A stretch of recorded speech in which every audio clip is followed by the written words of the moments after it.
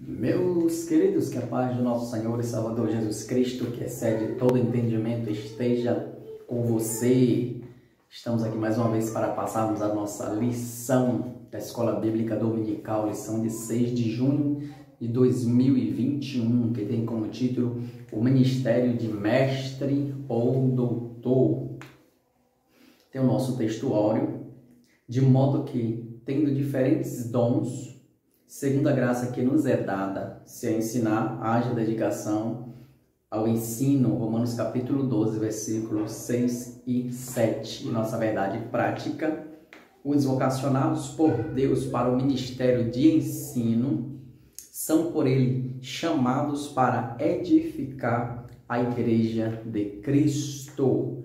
Nossa leitura bíblica em classe se encontra em Mateus capítulo de número 7, os versículos 28 e 29, Atos dos Apóstolos, capítulo 13, versículo 1, e Romanos, capítulo 12, versículos 6 e 7, e Tiago, capítulo 3, versículo de número 1.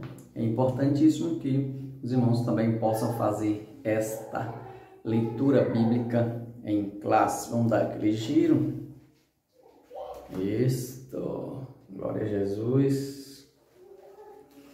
E aqui vamos dar início à nossa lição que fala muito para nós, e nesses dias mais uma grande necessidade que todos nós temos, a necessidade aqui. Hoje iremos falar a necessidade do mestre em nossas igrejas. O ponto central desta lição, neste tópico, diz assim: o dom ministerial de mestre é uma capacitação do Espírito Santo. É importantíssimo revelar ou trazer isso à tona, que este dom, assim como os demais outros, é uma capacitação do Espírito Santo. Não é da vontade humana, não é a busca do homem no seu intelecto, não, mas é algo sobrenatural, algo que vem de Deus através do Espírito Santo. O primeiro tópico fala sobre Jesus, o mestre por excelência. Vamos ver aqui, Jesus, o mestre.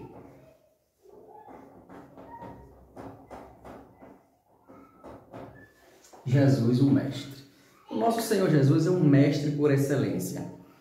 O Jesus é um doutor incomparável. Não tinha, nem tem, nem haverá outro semelhante ao nosso Senhor Jesus. Possa ser que muitos aí desses que surgiram, ou outras pessoas venham endeusar, venham elevá-los, mas semelhante ao nosso Senhor e Salvador Jesus Cristo, nunca existiu, não existe e nem existirá. O Senhor Jesus, com o seu conhecimento, o Senhor Jesus, com a maneira de como ele ensinava, como ele sabia reverter a situação, o Senhor Jesus, como ele sabia tirar do homem que não tinha nada, tirar alguma coisa dali dentro.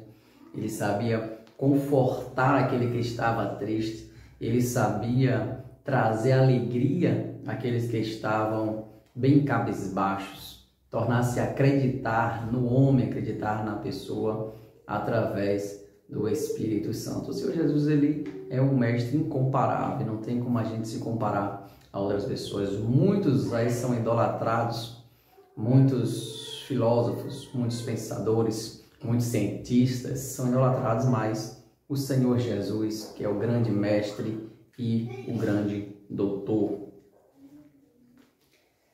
O Senhor Jesus, ele ensinando nas ruas da sinagoga, pregando o evangelho, ele era diferente dos escribas, assim, as próprias pessoas que estavam ao seu redor, eles falavam: não, mas esse homem, ele é diferente dos escribas, porque ele ensina de uma maneira diferente. Ele ensina porque como que autoridade e a própria verdade que emanava do nosso Senhor Jesus. O Senhor Jesus, quando ele ensinava, quando ele ministrava com uma autoridade, com verdade. Isso fazia com que as pessoas ficassem admiradas com a maneira como o Senhor Jesus ele ensinava, a maneira como o Senhor Jesus Ele ministrava ali para com as pessoas. Por isso que Jesus era bem singular, Jesus era diferente dos demais mestres e rabinos que existia ali naquela época. Jesus transtornava a consciência do acomodado e aquietava o coração do perturbado. Isso quem fazia quem era o Senhor Jesus, com a sua maneira, com a unção do Espírito Santo sobre a sua vida. O Senhor Jesus, ele lidava com essa situação nas suas ministrações, nos seus ensinamentos. Ele sabia pegar aquele coração perturbado e acalmava. E ele sabia pegar aquele coração calmo e fazer com que ele viesse buscar alguma coisa.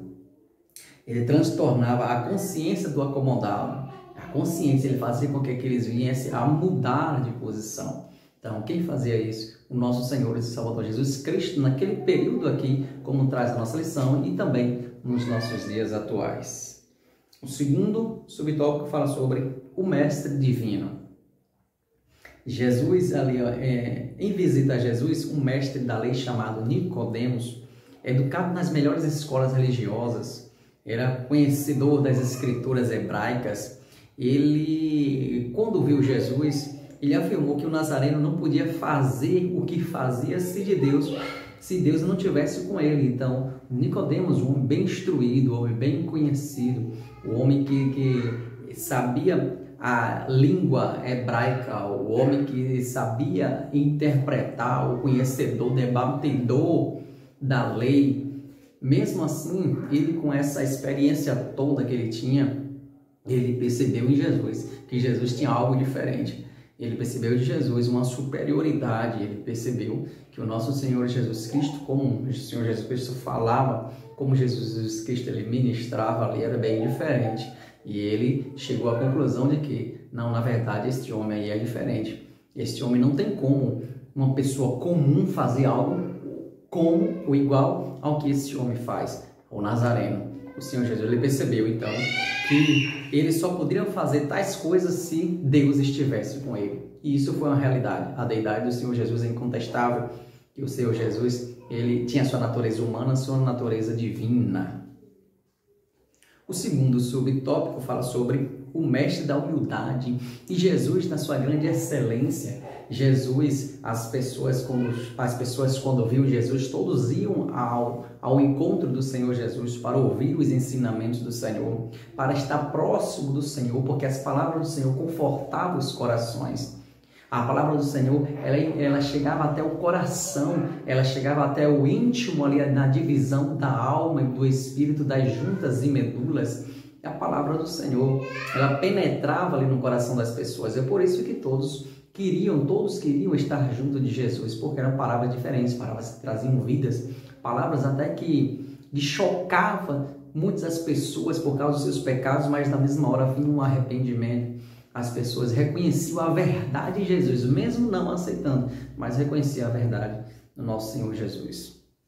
E o Senhor Jesus, quando ele ensinava, o Senhor Jesus, ele mesmo com esse conhecimento que o Senhor Jesus trazia, sendo o Filho de Deus, o Senhor Jesus mostrou que para ser mestre também tem que ter humildade. O Senhor Jesus não vinha com arrogância, não. E ele demonstrou ali com seus discípulos, quando ele foi junto dos seus discípulos, ali ele pegou uma toalha, o Senhor Jesus pegou uma bacia de água e começou a lavar os pés dos discípulos, a ponto de Pedro chegar e falar: não, Senhor, não lave meus pés não. Mas Jesus falou: se você não deixar eu lavar os seus pés, você não tem parte comigo. Ele: Senhor, então lava o meu corpo todo. Mas isso quer dizer o quê? Que o Senhor Jesus demonstrou humildade, mesmo sendo o mestre, o rabi, o Raboni da Galileia, mesmo sendo Deus, mas ele ali mostrou para todos, assim como ele fez com os seus discípulos, que lavando seus pés, demonstrando humildade. Jesus não estava exalando exaltação. Jesus, ele não estava ali destilando exaltação, engrandecimento, não. Ele queria que Deus ouvisse, porque tudo que ele fazia era para a glória de Deus. Assim como o Senhor Jesus fazia, mostrando a sua humildade. Então aqui já é um sinal de um mestre, de um verdadeiro mestre. Um mestre, ele tem humildade. O mestre, ele não pode ser soberbo. Isso aqui é ignorância. Um mestre soberbo, isso aqui é ignorância. O mestre, ele não pode se achar superior às demais pessoas pelo seu conhecimento ou pelo seu intelecto. Não. O mestre, ele tem que demonstrar humildade, conhecimento. Assim, ele vai ver que o ensinamento dele está chegando ao alcance das pessoas. Porque o que adiantaria uma pessoa ser mestre e não conseguir passar aquilo que sabe? E não conseguir fazer com que as pessoas aprendam o que ele tem para ensinar? Então, o mestre, ele é humilde nas suas palavras. O mestre, ele é humilde nas suas atitudes. O mestre, ele sabe que sempre ele tem o que aprender. E eu quero dizer também aqui que não existe ignorante que não precise, que não saiba ensinar alguma coisa. E não existe também aquele sábio que nunca precisa aprender. Então, todos sábios precisam aprender alguma coisa. E todo ignorante tem algo para ensinar. E o Senhor Jesus, ele ensinou isso para os seus discípulos. Humildade. Mesmo sendo mestre, mas o Senhor Jesus mostrou que o mestre tem que ter humildade. E falou para os seus discípulos: assim como eu fiz, vós também deveis fazer. Próximo tópico. Deixa eu apagar aqui.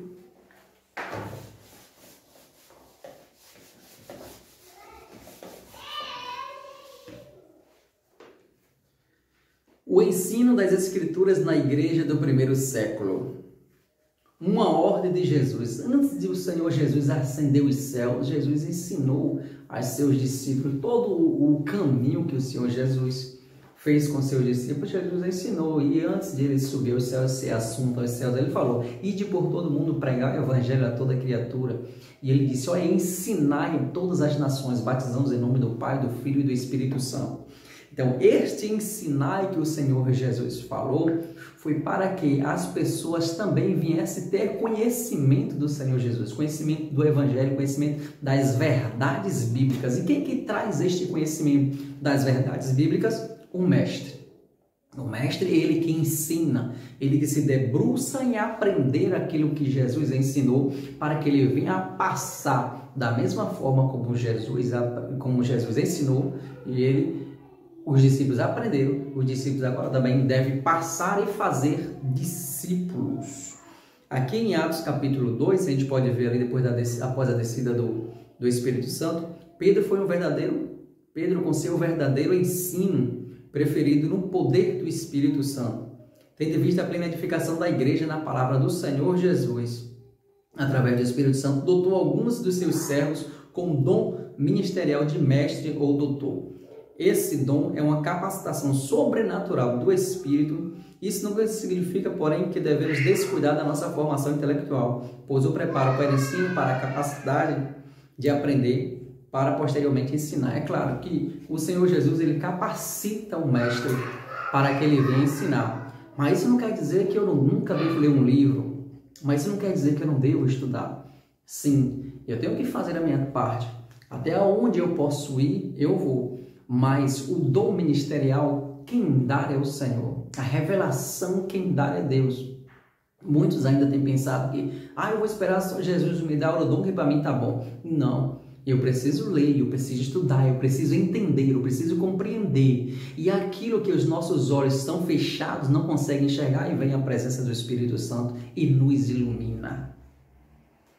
O segundo subtópico fala sobre a doutrina dos apóstolos, ali em Atos 2, informa que os primeiros convertidos, eles perseveraram aonde? Na doutrina dos apóstolos. E essa referência em doutrina dos apóstolos quer dizer um conjunto de ensinos de Cristo, ministrado por eles de formas constantes e eficazes para o crescimento integral dos novos crentes. Então, essa doutrina dos apóstolos, quem era a doutrina dos apóstolos? Mas essa doutrina era dos apóstolos? Não, os apóstolos que aprenderam essa doutrina de Cristo. Então, Cristo ensinou, os apóstolos aprenderam, os apóstolos agora passaram para todos aqueles novos convertidos, novos crentes em Cristo. Então, eu gosto muito daquela passagem quando o apóstolo Paulo ele fala, a alienação da ceia do Senhor, 1 Coríntios capítulo de número 11, 23, quando ele fala: o que eu aprendi do Senhor, o que eu também vos ensinei. Isso é interessante porque assim como ele aprendeu de Jesus, ele não acrescentou, ele não diminuiu, ele também ensinou. Então, assim, todos os mestres fazem. Aquilo que ele aprendeu do Senhor, também ele passa. O mestre, ele faz discípulos, para que os discípulos também virem mestres e façam outros discípulos. Glória a Deus. Assim, dá continuidade à obra do Senhor aqui na terra, como o Senhor Jesus tem nos ensinado, fazer discípulo de todas as nações. Então, o mestre que ensina, que faz discípulos, para que os discípulos sejam mestres e ensinem também e façam outros discípulos. Terceiro subtópico, ensinando persistente ou ensinamento persistente. Os primeiros mestres da Escritura foram os integrantes do colégio apostólico, a gente sabe que foram aqueles apóstolos chamados pelo nosso Senhor Salvador Jesus Cristo. A gente pode ver em Atos capítulo 5, versículo número 42. A igreja começou ali em casas das pessoas, os apóstolos ensinando naquela congregação ali local, em pequenos grupos de pessoas. Falando aos anciãos de Éfeso, o apóstolo Paulo, ele mostrou-se como um verdadeiro mestre que ensinava publicamente nas casas, ensinava também nas sinagogas, testificando tanto a judeus quanto a gregos a conversão a Deus e a fé do nosso Senhor e Salvador Jesus Cristo. Então, para Paulo, não tinha diferenciação de pessoas. Paulo ensinava a todos, ensinava a judeus, ensinava a gregos, ensinava a gentios. Ele ensinava a palavra de Cristo, ele ensinava a salvação no nosso Senhor e Salvador Jesus Cristo. Deus havia preparado homens para ensinar e levantando doutores na igreja de Antioquia também, Ali em Atos capítulo 13, versículo de número 1, a gente pode observar. O Pai Celeste igualmente deseja levantar mestres na sua igreja hoje. Vivemos em dias em que esse ministério nunca foi tão necessário. Por que tão necessário? Porque hoje a gente viu uma deturpação muito da palavra do Senhor. Pessoas caminhando por trilhas diferentes do que o próprio Senhor Jesus ensinou. Então, aquilo como o apóstolo Paulo falou, o que eu aprendi do Senhor, que eu também vos ensinei, nós devemos também, aquilo que a gente aprendeu do Senhor, devemos passar, não acrescentar, como hoje tem muita gente acrescentando coisas que não tem na Bíblia, ensinando o que é antibíblico, ensinando, fazendo de trechos bíblicos seitas, fazendo trechos bíblicos heresias. E infelizmente hoje precisamos de mestres para combater tais práticas, que é nociva à salvação da humanidade, ou nociva à alma da humanidade. O terceiro tópico fala sobre a importância do dom ministerial de mestre, uma necessidade urgente da igreja. Para o ministério de ensino ser eficaz na igreja local, é preciso haver pessoas vocacionadas. Deus concedeu à sua igreja mestres, é preciso que ela também invista em si, como eu já disse ao início. E a falta de preparo de muitos predomina a superficialidade da Bíblia, infantilidade espiritual e o aumento de enganos promovido por astúcias dos falsos mestres. A gente pode ver isso também em 2 Pedro capítulo 2, versículo de número 1. Esse dom do Senhor é para a igreja amadurecer, aqui é importante, a igreja amadurecer em todas as dimensões da vida cristã e ao mesmo tempo que desmascara os falsos ensinos. Primeiro, para que esse dom? Para amadurecer. Por que amadurecer? Porque esse dom é para amadurecer. É porque com o conhecimento que vamos tendo de Jesus, que vamos nos amadurecendo, que vamos já entendendo o que o Senhor Jesus queria transmitir, o que o Senhor Jesus quer falar, como o Senhor Jesus quer que eu me comporte. Então, através do ensinamento que eu vou compreender as vontades do Senhor. Então, eu vou amadurecendo, deixando de ser verdinho, e vou ali crescendo no conhecimento, na graça do Senhor, e na presença e na força do Espírito Santo. E outro ponto para que, além do amadurecimento que é necessário, 2. Outro ponto aqui, que é para, aqui como o nosso irmão traz, desmascarar os falsos ensinos. Como é que eu vou desmascarar um falso ensino se eu não sei qual é o ensino verdadeiro? Para eu saber quais são os falsos ensinos, eu tenho que saber quais são os verdadeiros. Porque se eu não me prontifico a estudar os verdadeiros ensinos, eu posso ser levado por falsos ensinos. Então, por isso a importância do mestre dos nossos dias é ensinar os verdadeiros ensinamentos, os verdadeiros ensinos, para que quando vier os falsos ensinos, nós já tivermos ou já termos como combater esses ensinos enganosos e mentirosos. Por isso que a grande necessidade do mestre nos nossos dias é ensinar o verdadeiro ensinamento do nosso Senhor e Salvador Jesus Cristo para combater esses falsos. E quando esses falsos ensinos chegar, possamos repreendê-los e termos a convicção de que são ensinos enganosos que traz muito prejuízo às nossas vidas. Outro ponto que é a responsabilidade de um discipulado contínuo. Muitos entendem ainda que o discipulado é tão somente aquele de quando as pessoas aceitam Jesus e logo é batizado e esquece que o discipulado é contínuo. E muitas pessoas pensam, não, eu já fui discipulado no início ali, a sua conversão, aí foi batizado, depois esqueceu o ensinamento, não gosta mais dos ensinamentos, não quer aprender mais porque acha que já aprendeu. Não, sempre temos o que aprender, nunca é demais, nunca sabemos tudo e nunca iremos saber.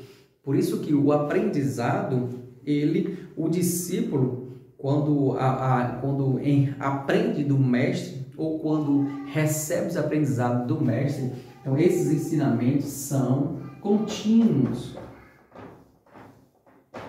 Então, o ensinamento ele é contínuo, o ensinamento ele não perdura em determinado tempo. Pronto, aprendi, não preciso aprender mais. Não, ele é contínuo, sempre eu preciso aprender do Senhor. Por isso que ensina, aqui, instrui os crentes para a maturidade da fé. É o aprendizado diário, permanente e contínuo, tanto para quem é discípulo quanto para quem está discipulando.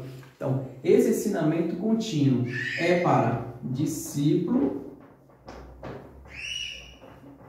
é tanto para discípulo quanto para mestre. Então, o mestre, ele nunca deixa de aprender. E o discípulo, ele também nunca deixa de aprender. E os dois andam juntos. E aqui é o mestre ensinando, aprendendo, e o discípulo também aqui, ouvindo, aprendendo. Então, isso só dá sinal positivo. Quanto mais a gente ensina, mais a gente aprende. Quanto mais a gente aprende, também a gente mais ensina. E o nome do Senhor Jesus Cristo é glorificado. Aqui tem agora alguns requisitos necessários para o mestre, elencado aqui pelo nosso irmão. Vamos aqui dizer, primeiro, os requisitos. Um mestre, ele precisa ser o quê? Um salvo. Um salvo em Cristo. Claro, o mestre, ele precisa ser um salvo em Cristo. Porque não pode, pessoas que não têm certeza da sua salvação, ela está ensinando salvação. Certa feita tinha um homem, um palhaço em um circo, quando ele ensinava, e aquele ensinamento comovia as pessoas, mas ele falava mentira. Alguém chegou para ele e falou assim: por que quando eu ensino a verdade ninguém acredita, mas quando você ensina mentira as pessoas acreditam? Aí ele disse: é porque eu ensino mentira como se fosse uma verdade. E de muitas vezes você ensina uma verdade como se fosse uma mentira. Então creia naquilo que você ensina, acredite naquilo que você prega, que por certo ela vai ter um efeito maior, um efeito mais eficaz. Outro ponto, hábito de ler. Então, uma pessoa tem que ter, um mestre, hábito de ler.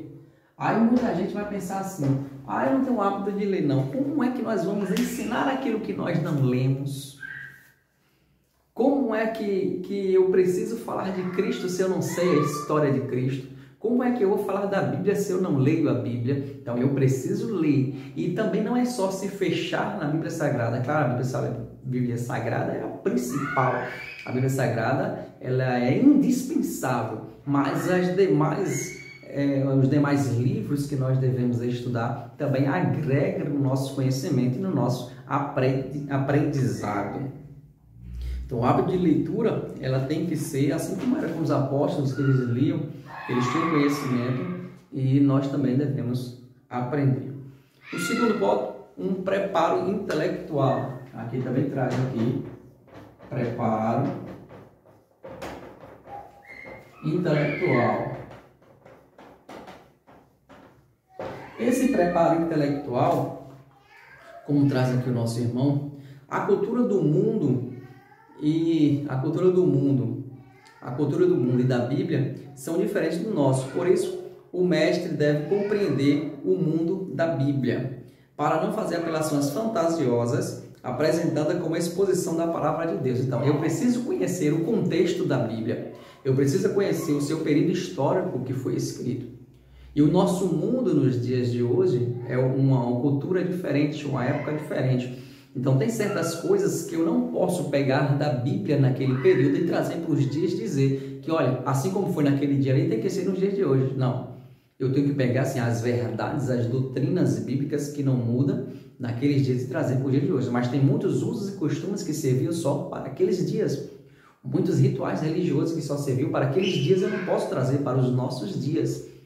Então, por isso que a pessoa tem que ter um preparo intelectual, ele tem que saber conhecer, investigar toda a história, ele tem que se debruçar a história cultural daquela época para associar a época de hoje, não fazendo disso um pretexto para heresias, onde muita gente tem pegado pedaços e trechos de histórias, de culturas daquela época, trazendo para os nossos dias, fazendo com que fossem repetidas essas tradições, esses ritos religiosos. E, na verdade, não se coloca dessa maneira.